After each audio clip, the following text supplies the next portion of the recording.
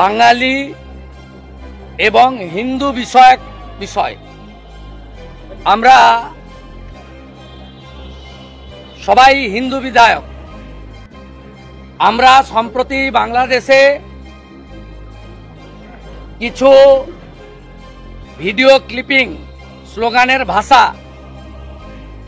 এবং কিছু জামাত, রাজাকার এবং বিচ্ছিন্নতাবাদী সন্ত্রাসী গোষ্ঠীর কিছু বিষয় আমরা সবাই দেখেছি। আমরা উদ্বিগ্ন।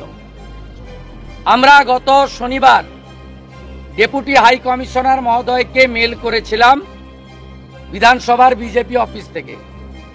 তিনি আমাদেরকে রেসপন্ড করেন এবং আমাদেরকে আসার জন্য আমন্ত্রণ করেন।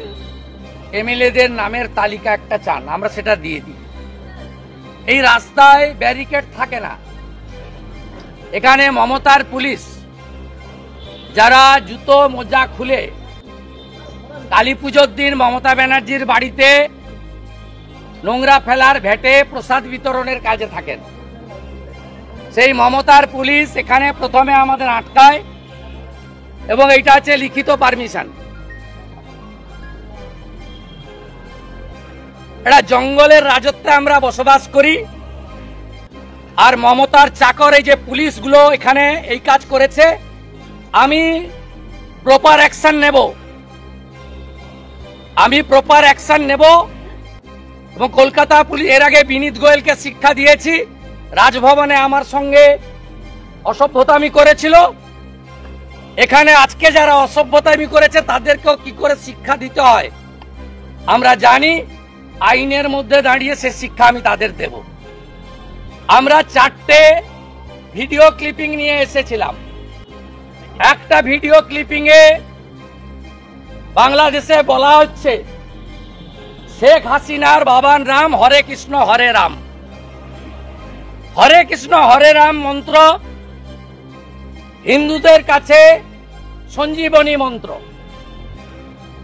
প্রভু শ্রী চৈতন্য দেব, শ্রীলা প্রভুপদ,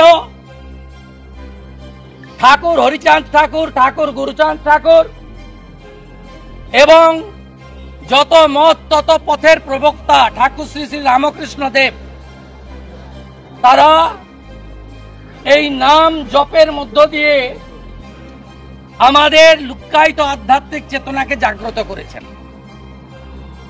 বাংলাদেশের অভ্যন্তরীণ বিষয়ে আমাদের কোনো বক্তব্য নেই। আমরা নাক গলাতেও চাই না। আমরা মমতা ব্যানার্জি নই যিনি শরণার্থীদের বলেন সিএএ করতে দেব না, আর রোহিঙ্গাদের বলেন তোমাদের জন্য আমার ঘর বাড়ি সব খোলা আছে, আসো রোহিঙ্গা, তোমাকে খাওয়াবো পরাবো, হিন্দু হকার উচ্ছেদ করে তোমাকে আবার বসাবো। আমরা সবে থাকি না।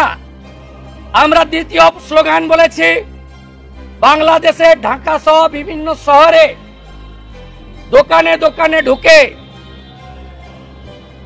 রাজাকার, জামাত, হেফাজতের লোকেরা তারা ভারতীয় পণ্য বর্জন করুন লিখে লিখে দিয়ে আসছে।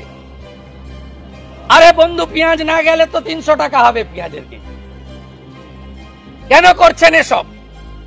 তৃতীয় অভিযোগ, সম্প্রতি যে আন্দোলন হয়েছে আমাদের ওটা নিয়ে বক্তব্য নিয়ে বাইরের দেশের ইস্যু।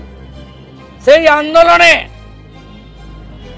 ভারত যাদের মামার বাড়ি, বাংলা ছাড়ো তাড়াতাড়ি, এই ভাষা আমরা বরদাস্ত করব না। ভারত আমাদের মা, ভারত মাতার অপমান আমাদের অপমান।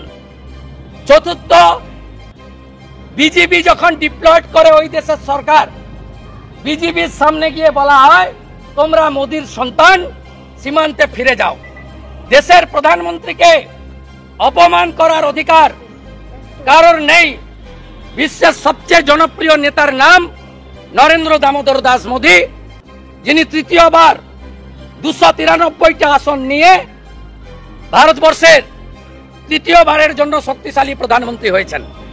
আমরা বলেছি সিডি দিয়ে গেলাম, চিহ্নিত করুন আর আইনের আওতায় আনুন।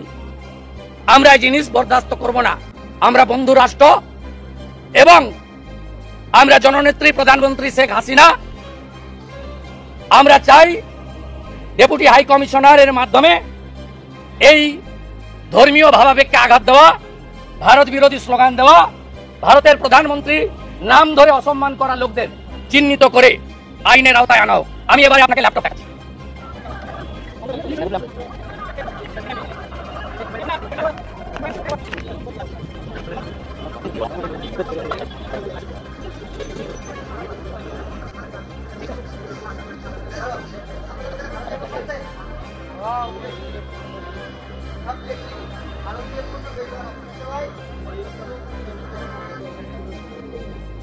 আমরা ভিডিওটা গ্রুপে দিই।